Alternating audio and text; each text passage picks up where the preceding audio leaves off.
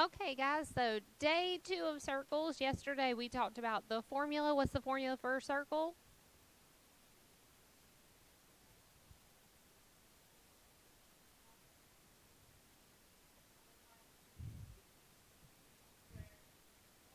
There we go. Yeah. We had a little round going there. But we got the equation. So x minus h squared plus y minus k squared equals r squared. Good.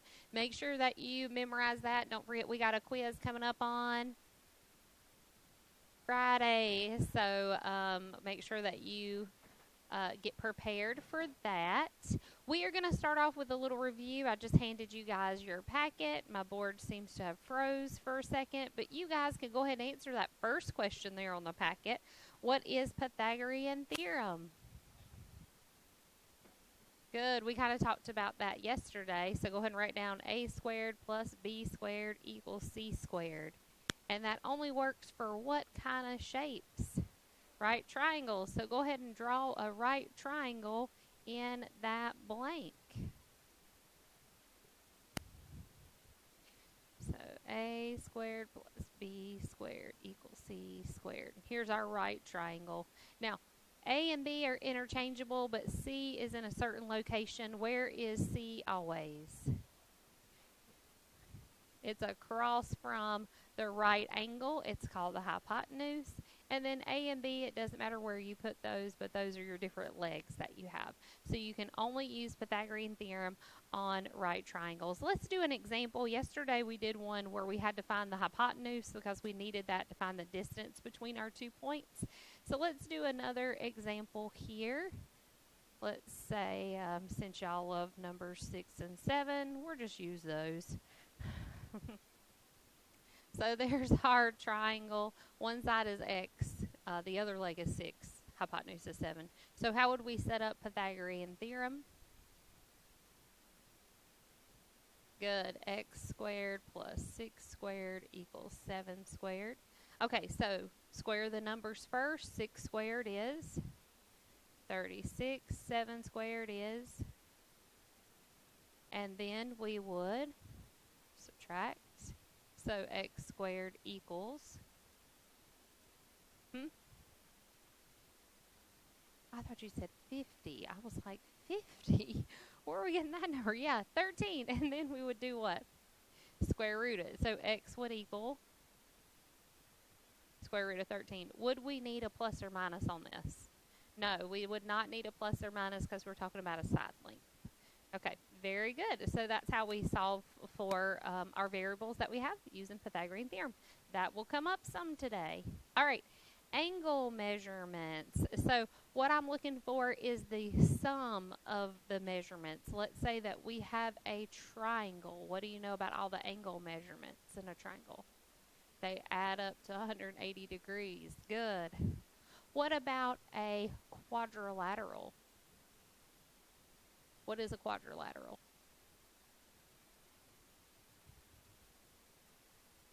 What's an example of a quadrilateral?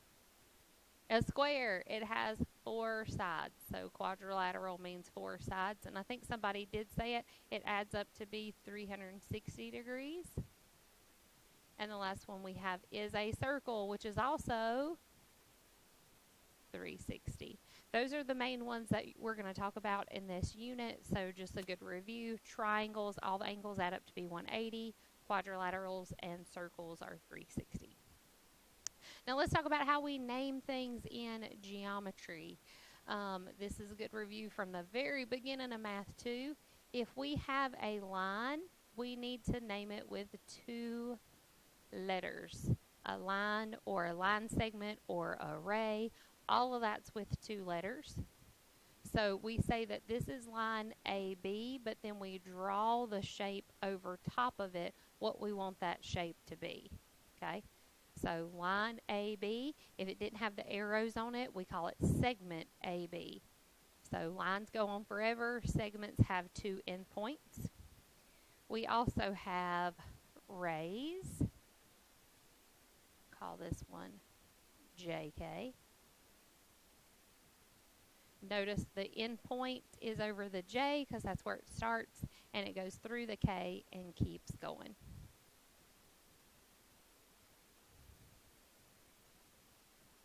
And then how do we name angles? Because angles are going to show up a lot in this unit.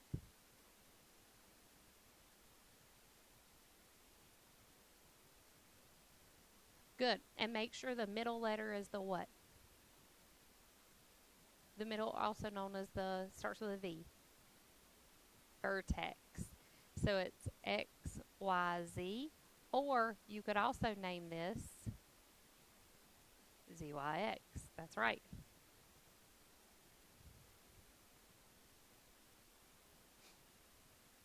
So when you name angles, you typically use 3 letters. Make sure that vertex is in the middle, but the other 2 letters tell you how far it opens up, which is really important with what we're going to do in this unit. One other thing, we're going to talk more about it tomorrow, but I'm going to go ahead and address it today, is you can name arcs. Arcs are the outsides of a circle, so you can have just 2 letters. Let's see, we'll call this one C and P. So this will be arc CP. So you put a little arch over it. And we're going to do more of that today. But it's how you name an arc. It puts the curve over it. Very similar to how you name line and segments. You use 2 letters. All right, any questions so far? Okay, so let's look at the different parts of a circle. So there are 4 definitions here. They are already written there on your paper. But there are 4 parts of a circle. You probably know the second one. But the first one is a chord. A chord is a segment that joins any 2 points on a circle. Next, we have diameter. Some of y'all talked about this yesterday when y'all were trying to write the equation of a circle. It is twice the radius, and it is the chord that passes through the center of the circle. Next, we have secant. Secant is a line that intersects the circle at 2 points. It does not go outside. Can go outside the circle. A chord does not. A secant can. So a secant is a line. A chord is a segment. So keep those separate. And then last we have tangent. A tangent intersects or touches the circle in exactly 1 point. Now, when you look at a circle, it's very important to find the center. Now, the center is just a dot. It's just a point or a dot. So right here is the center of our circle, right? So it's just a point or a dot.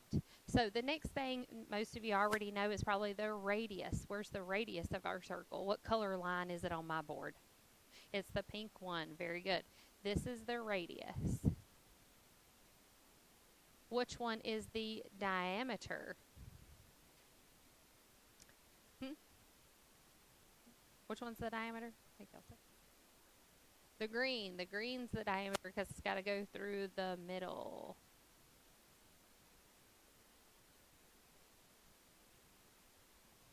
Okay, and how many diameters does a circle have? Infinite, just like radius, right? We have an infinite number. We can draw that infinitely many times inside that circle.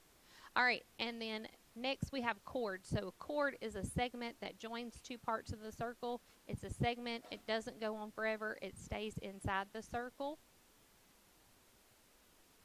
So what color would be the chord? The blue one. You could also say the green one as well. Diameter is a chord. It's just a special kind. So I'm going to write my word chord up here because it could be either that green or that blue line because they are both staying inside the circle and touching 2 parts. All right, secant comes next. It's the line that intersects the circle at 2 points. So is it the red or the purple? Red. Red goes all the way through. That means the purple is the what? Tangent. A tangent only touches once. Now, when you have your quiz coming up on Friday and when you do your test, I may have a similar picture to this one, and I want you to label the different lines that are there in the picture. So make sure you know the definitions of them, and we're going to talk about each one as we go through this unit. The big ones are chords because they come up in a lot of other things, but secant and tangents are just as equally as important. Okay? So any questions about those? All right, well, let's turn the page.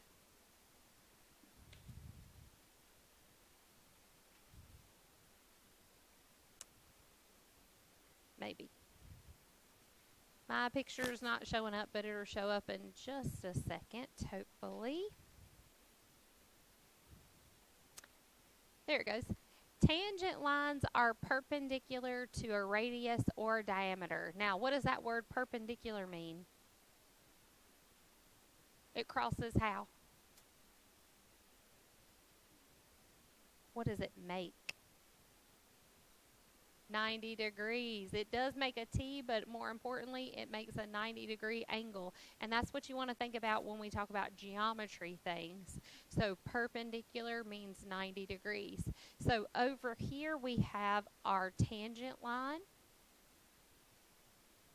And then this is our radius. We could extend that radius and make it into a diameter. But if we have a tangent line to a circle and a radius that meet together, they form a 90-degree angle, a right angle. Now, an extension of this is, what if we connected the tangent line to the center of the circle? It makes a right triangle, and then we could use what with it? Pythagorean theorem. So you make yourself a little extra note. If we connect a point on the tangent line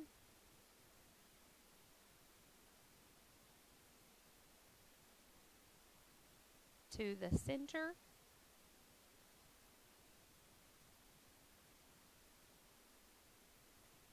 we create a right triangle.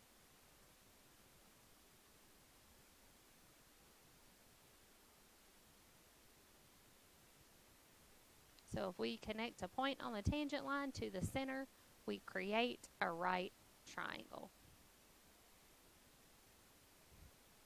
Now, let's look at what we need to use that example to help us solve these problems at the bottom. So the first one, we want to solve for x. We have the center of our circle is at what letter? O. And we know the degrees of that angle is 117. Then we have LM. Well, what is LM? It's a segment, right? But how many times does it touch the circle? Once. So LM is a tangent. Okay, so you can write the word tangent on there if you would like.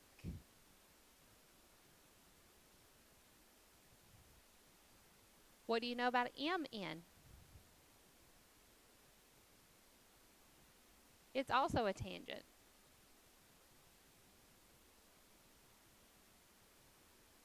What do you know about ON?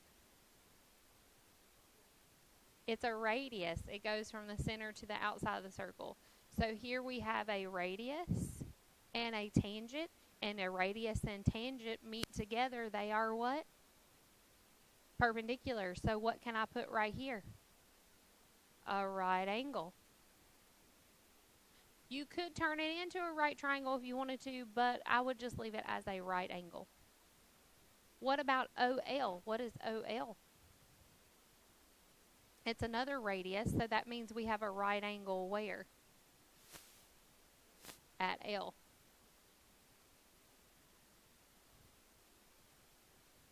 Now we want to solve for x, which is the angle over there at M. What do you notice?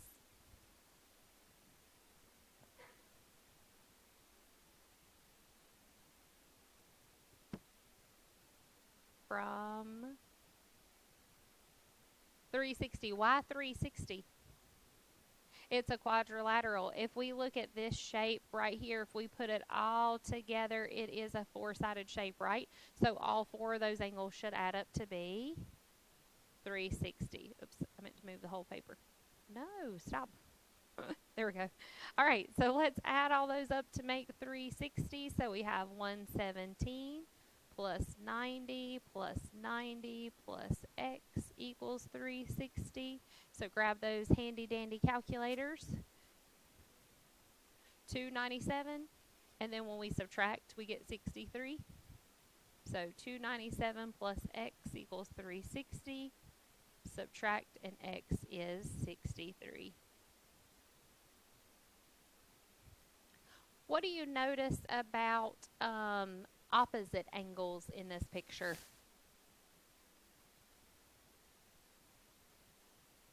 Well, L and N are opposite, and they're the same, right? They're both 90. But O and M are opposite. They're not the same. But what do you notice about 117 and 63?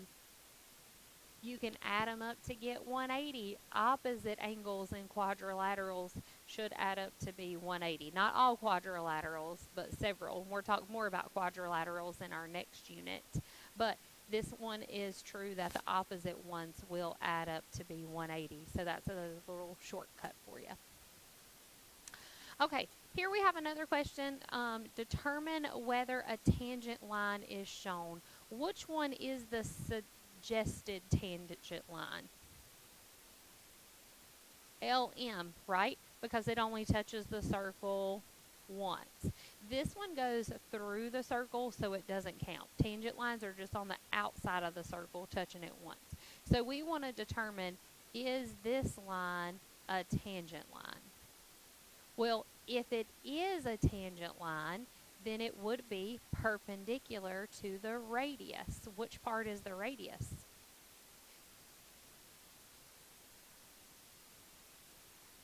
So that's my radius, that's my tangent. If that's true, this should be a right angle, and we want to know, really, is that a right angle? How can we check to see if something is a right angle?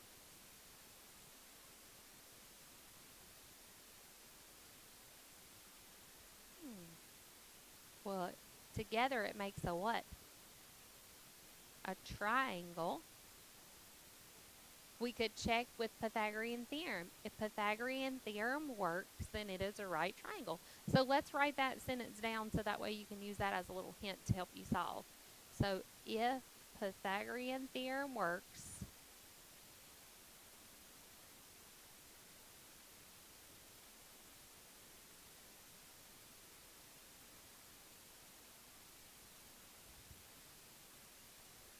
it is a right triangle. So if Pythagorean theorem works, it is a right triangle. So let's test out our Pythagorean theorem. We think the right angle is going to be the combination of the radius and the tangent, so the right angle should be at L. Let's set up our Pythagorean theorem. It would be what? And I'm going to put a little question mark over that equals, because that's what we're trying to check. Does that equal, does that work?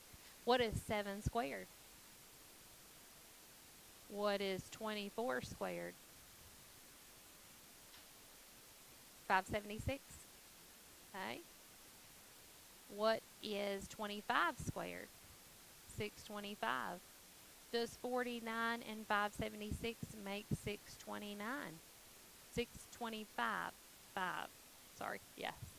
All right. So determine whether it is a right angle or tangent line. We would say yes.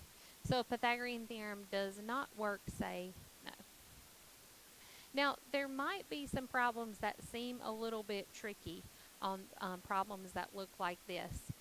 Here we are assuming that this whole side is 25, right? Because it should be the longer side in your triangle. Some textbooks, though, or some problems that you see may give you a different number here, like they may give you 20 here. Well, does that mean that that's the longest side if that's 20? No, you would have to add back on your radius right here, which would be another 7. So be careful, make sure this side is the longest. So I just wanted to show you that as a little trick, because if you're studying and reviewing or doing extra problems somewhere, they may give you a third length that's not the longest, but it just means you got to add that radius back. I think I've seen that on the Delta Math problems, so if y'all practice Delta Math. All right, let's look at our next page, we got some new definitions in here. If you've noticed, there's a lot of new terms and definitions, especially when we hit these geometry units. So there are things that you need to make sure that you know, and make sure you know how to say them and write them and what they mean and how to apply them to the problems. So here are our new words. They are inscribed and circumscribed are our new words. So we have our different ones here that we have. So our first example, the circle is circumscribed because it is on the outside. Whatever shape is outside is a circumscribed shape. What is inside is inscribed. So the triangle is inscribed. Now, to be inscribed, if it's a polygon, which means it's made up of lines, all the vertices have to touch the circle. So here we have our vertices are all touching the circle. This one, our parallelogram, is not inscribed because these two vertices are not touching that circle. Does that make sense? Okay, so I want you guys to take a minute and try these 4 problems right here. Which shape is inscribed? Is the triangle inscribed or circumscribed? And then explain why it's not correct to call DEFG an inscribed quadrilateral. So take about a minute, answer those 4 problems.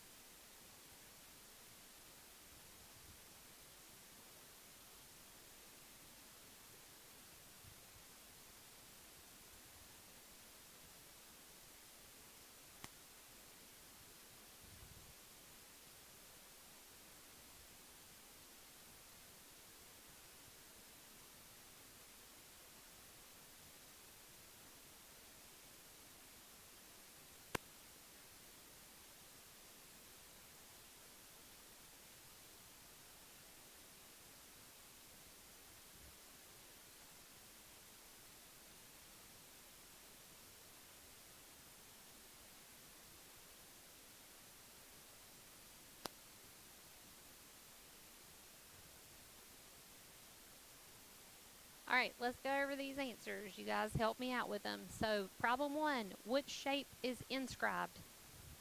The square. If you called it a quadrilateral, a square, a rectangle, I would count that correct. Notice, did I draw the shape? No. If you answer this question, which shape is inscribed? You write the word. So don't draw it out, write the word. Okay. Number 2, what shape is inscribed? The circle. So inscribed inside. All right, question 3. Is the triangle ABC an inscribed or circumscribed triangle? Inscribed.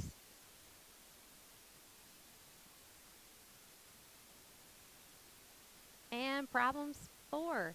Explain why it is not correct to call DEFG an inscribed quadrilateral. Good. Now make sure you are very specific. I heard some of you say it doesn't touch the circle. What is it? The vertices. You could also say E and F. You could say either one, but make sure you talk about the vertices, E and F, do not touch the circle. It's not the sides, it's not the shape, It's specifically the vertices. So be specific when you're doing your explanation. And I will be looking for that when you guys take quizzes and tests. Make sure you are specific. Don't just say, it doesn't touch the circle. What is it? Because parts of it do. It's just what parts do not. And that would be the vertices. If you said the corners, I would accept it, but I would not accept it if you say it or the sides. Because it's not the sides, it's the vertices. All right, let's look at our next definition. If two segments are tangent to a circle meet at a common point, then the segments are congruent. Do you see two segments that are tangent to a circle? What are the two segments? Good. So this is a tangent line, and this is a tangent line. So what is it saying about those two tangent lines? Well, first they have to meet at a common point. Their common point is what? B. So here's the common point.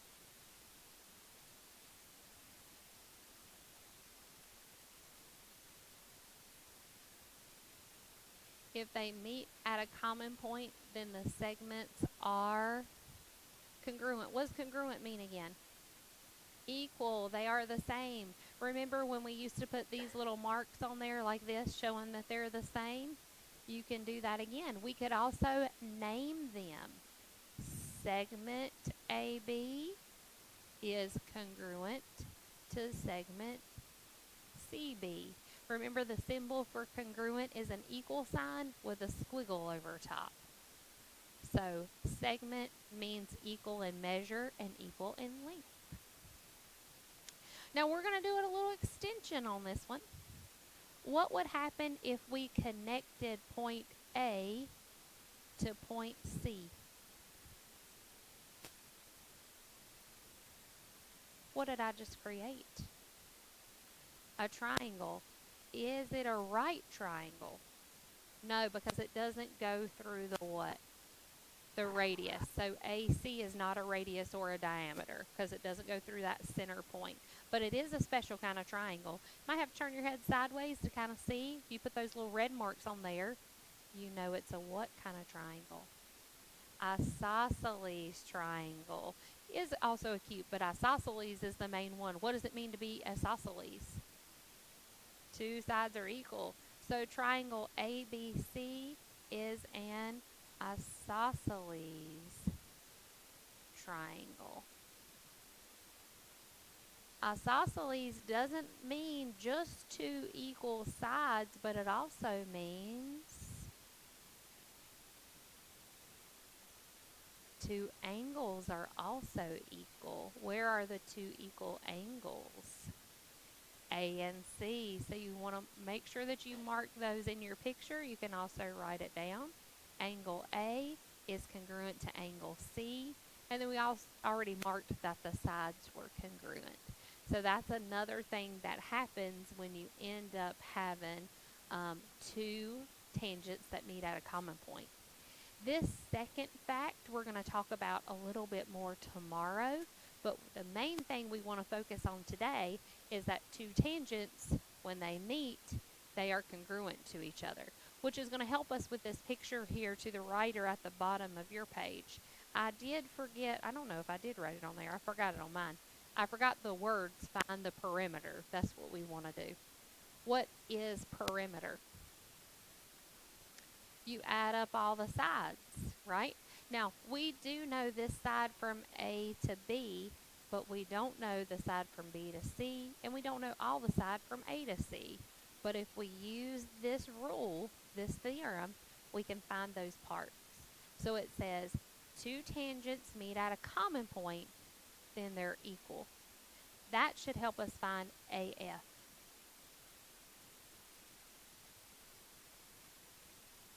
AF is a tangent line. It is equal to AD, so AF would be how much? 10. So we could put 10 right here in this spot because that's where the two things meet together. That could help us find BE. What would be BE? 15, and also CE, which would be 8. We can tell a little bit better which ones are congruent in this picture, but a lot of people want to say the side is split in half. So remember, it's not the side that's split in half, but parts that meet together. So now if we want to find the perimeter, we're just going to add all of those up. So I'm going to start here at A and then go around in a circular motion. So we got 10 plus 15 plus 15 plus 8 plus 8 plus 10. 66 what? Centimeters would be that final answer. So perimeter, we're just adding up all the sides, so keep the same units. All right, so far, what do you think about circles?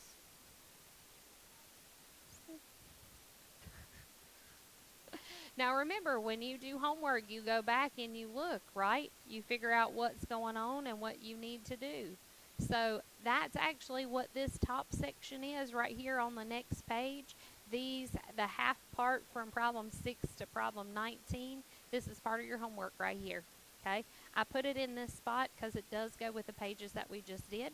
So what I'm going to let us do right here is we're going to pause for about 10 minutes, and I'm going to let you work these problems. So that way you can go back and look at what we just did, and then we'll finish up the rest. All right, guys and girls, time to talk about our next section. So down here at the bottom, we have some more definitions.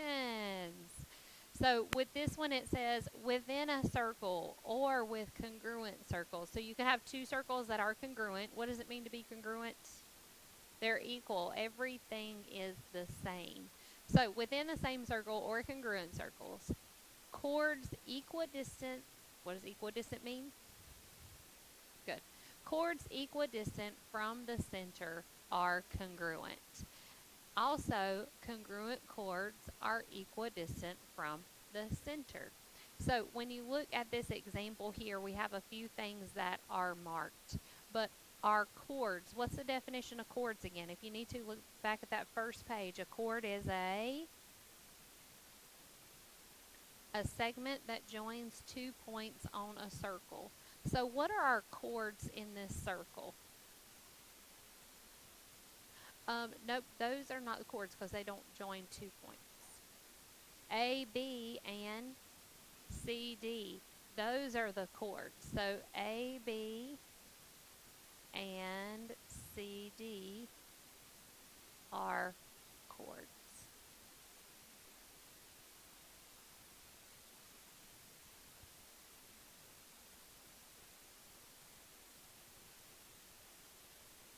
E, O, and OF are actually just segments, but they're not special parts of the circle. They are showing that we have the same distance from the center, because the center is O, to E, and the same distance from O to F. Those are the same. So this definition says if the distance to the chords are congruent, then the chords are congruent. So since EO and OF are equal, then AB is congruent to CD. So the distance to the chords are the same, thus the chords are the same length. The opposite of that is also true. Remember in Math 2, we call that the converse, where we switch them. Remember that if P then Q thing? So if we switch them and we say, okay, so if AB is the same length as CD, then the distance to them must also be the same. We're going to do some examples of that one in just a second, but let's hit this next theorem real quick. It says a diameter or radius, it doesn't matter which one, that is perpendicular to a chord bisects the chord and its arc. So we know perpendicular means what? is going to make a right angle. So it's going to make that 90-degree angle, which we see in our picture here at A, right? We got a 90-degree angle at A. So if that diameter, which one's our diameter?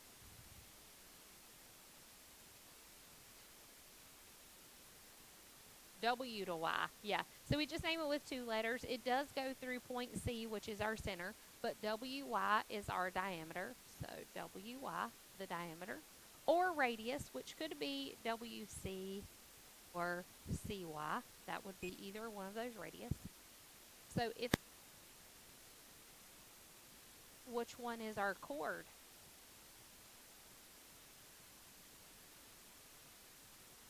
ZX, I heard somebody whisper it. ZX is the chord because it joins 2 parts of the circle. Then it bisects the chord. What does the word bisects mean? Cuts it in half.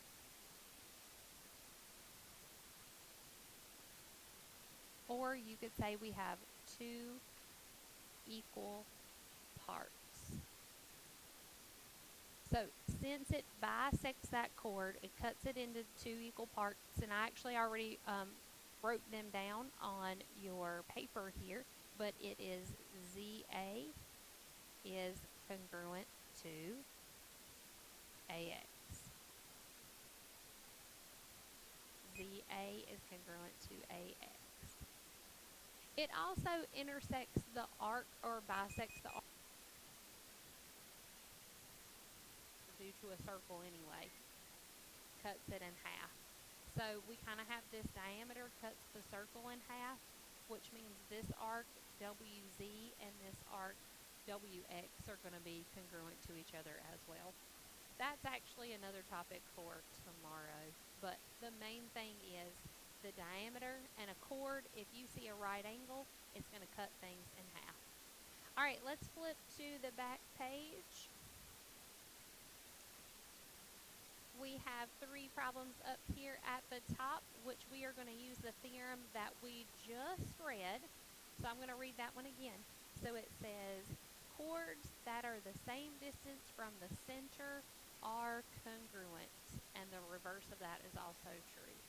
So we have a couple of 5s in there, right? And this is from the center to this line. From the center to this line. Both of those are the same. So what does that mean about the length of the chords? They're the same. They're congruent. So what is the length of this chord? It is 14 because that 7 there also means there's a 7 here. So the length of that chord is 14. So that means the length of this chord, which is X, is also 14.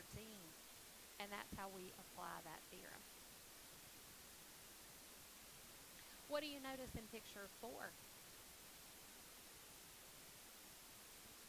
It equals 5 on the top and the bottom. This chord is 5, and this chord is also 5. Correct. So what does that mean about X? X is 2. If the chords are equal, the distance to the chords are equal. What do you think about picture 5? 7. You're exactly right. X would equal 7. Because we have these congruent marks right here, those 2 are congruent, which means these 2 must also be congruent. So it must be 7. I'm going to give you 1 minute to answer questions 6 through 8. Those are your homework questions. You get 1 minute.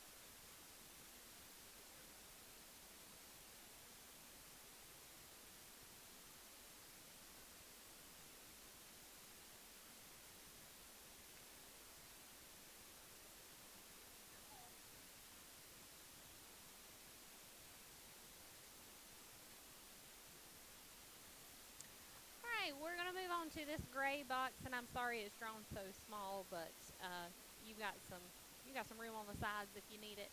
So in this one, we want to use the picture here to the right. This is like the second part that we were talking about on the previous page. Given AB is the diameter of the circle, and AB is what? What does this little upside down T mean? Perpendicular. So where AB and CD intersect, it's perpendicular, which they intersect at point E. So right here at E, you can draw a 90-degree angle. Okay, that's good for us to know. So if that is 90 degrees, there are two different things that are equal. So we can go back and kind of look at the previous page. What things would be equal or congruent to each other?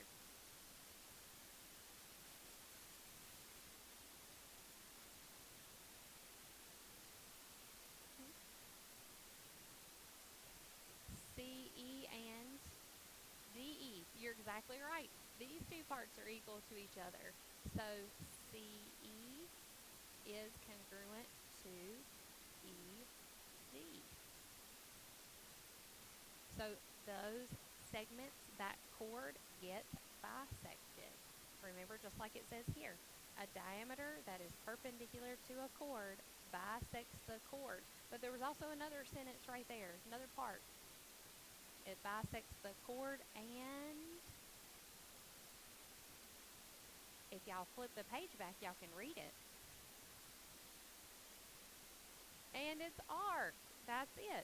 Just like this theorem says on the previous page.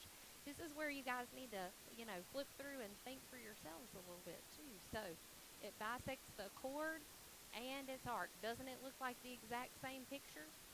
Okay, so if it bisects the chord, we label the chords. We also need to label the arcs. What arcs does it bisect? Good. CD arc and BD arc.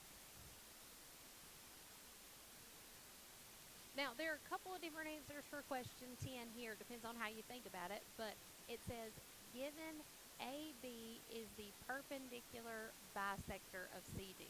We already know perpendicular makes a what? 90-degree angle. What does a bisector do? Cuts in half. So if you look at what I've marked on the picture, don't we have those two things?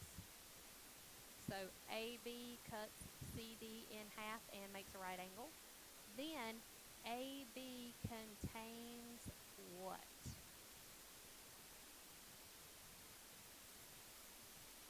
Say it louder, y'all. Well, it does contain AE, but it should be a word there, not a segment. It should be a word. Contains the what? Diameter. Diameter is a good answer. You could have also said what? The radius. There's one more thing you could have said. What is part of a diameter and a radius? It goes through the center. Yep. So diameter, radius, or center. The textbook officially says center, but either one of those would have worked for me.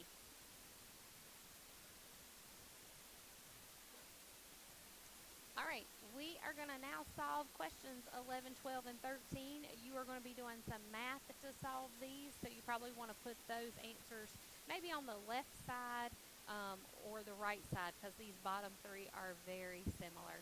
All right, looking in 11, it says we want to solve for x. Now, this part is x right here, but x is part of a shape. Do y'all see a shape in here? What do you see? A triangle. What kind of triangle? A right triangle. See this right angle here? We could also put it here. So what I'm going to do is I'm going to take problem 11. I'm going to put over here to the side, and I'm going to draw a little right triangle. Now, what part of my triangle is the x? This part right here, right? Which is what? It's part of the leg, one of the legs. We need the other leg and the hypotenuse. What would be the measure of the other leg? Be careful on that 16. It's actually going to be 8. Why 8? Yeah, the 16 is kind of written in the middle. We need to split that in half, just like the problems above were. So 8 is actually the other leg. And then what would be the hypotenuse? 10. And guess what we're going to use to solve? All right, let's set it up. What is it? Good. What's 8 squared? And what's 10 squared? And then we would need to, so x squared equals, so x would equal, that's it. So those are a little tricky, so be careful with those numbers because if they're written kind of on that line, then they're in the middle, so you need to split it in half. We're going to do something similar to problem 12, but as 12 is written right now, it doesn't look like a right triangle, does it? Could we turn it into a right triangle? Yes, we could. That's right. What is the distance of this line? It is x. It's the same as this line right here because both of those are what? Because they are called the what of the circle. Where do they go from what to what? It's not tangent. It's going from where? The center to the side. Yeah, both of these are radius. And how many radii does a problem have? Infinitely many. 2, infinite, same. 2 is the same as infinite now. I'm going to have to use that one. All right, so let's draw a right triangle. I usually draw them the same way, but that x is across from the right angle, so it's going to be our hypotenuse. What are the legs of my right triangle? 3.6 and 4. You're exactly right because we have to cut that 8 in half. So when you see a picture like this, draw another line in there, turn that into a right triangle. Okay, let's do our Pythagorean theorem and solve. So we have 3.6 squared plus 4 squared equals x squared. What is 3.6 squared? 12.96. And 4 squared is? We add those together.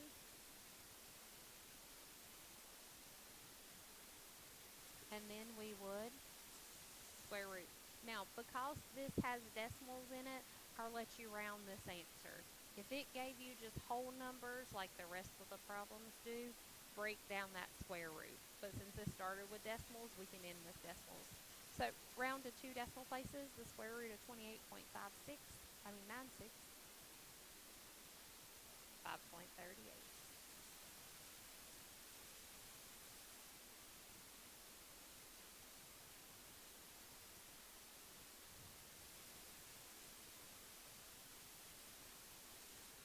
All right, we got one more problem that we're going to do here together. This number 13.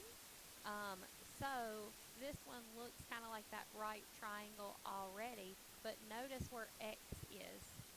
Is x part of the right triangle? No, it's that whole side. But what do we know if maybe we find this part of the right triangle? It's, yes, it's going to be half of x.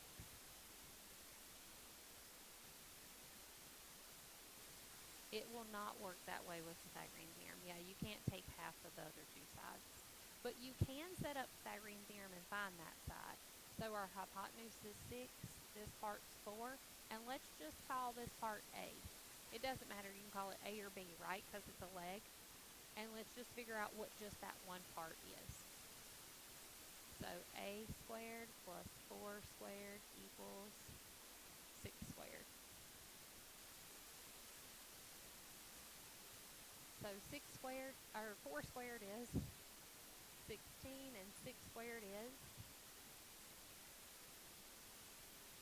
we can subtract, and A squared is, and then we need to square root. Now, we can't square root 20 evenly, but we can break it down. How do we break that down? Factor tree. What multiplies to be 20? 5 and 4, so it is perfect. Now remember, that is just this part of the triangle. So what do we need to do with it to find x? Multiply it by 2. So I'm going to write down all the steps, but it's 2 times 2 square root 5. How do we multiply that by 2?